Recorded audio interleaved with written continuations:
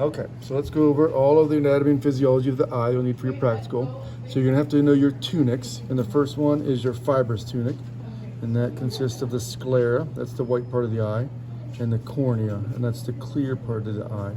It allows the light to pass through. Inside of the cornea, if you flip that up, we've got a chamber, and that's the anterior chamber, and that has aqueous humor in it. And there's a chamber right here between the iris and the lens, and that's the posterior chamber. It also has aqueous humor in it.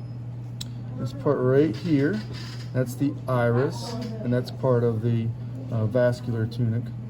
And that opens and closes this hole, the pupil, with muscles that dilate it and constrict it. And that's to control the amount of light that comes through.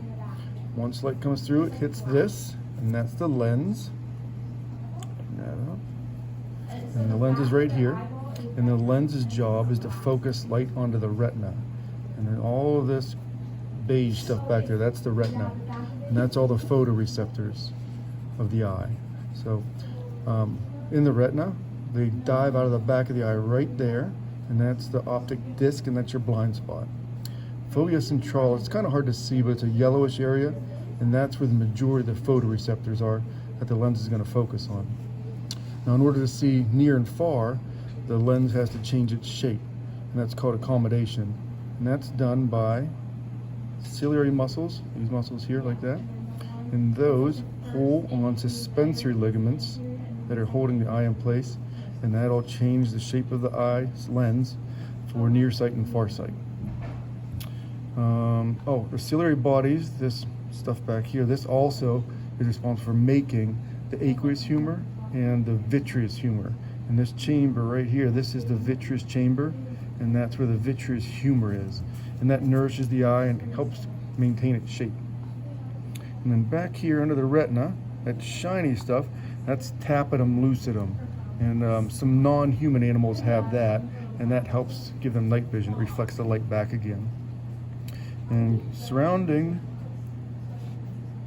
the eye in the vitreous chamber, here, that black, and all through here, makes you gasp, that is choroid, and that's part of the vascular tunic, and that's job is to bring the blood flow in, and it also absorbs light so it doesn't scatter around in here. The optic disc, where it goes out of the back, that's going to become the optic nerve. And the optic nerve is going to go to the optic chiasm, to the optic tract, to the occipital lobe, and that's where we can perceive sight. Did I miss anything on your paper there?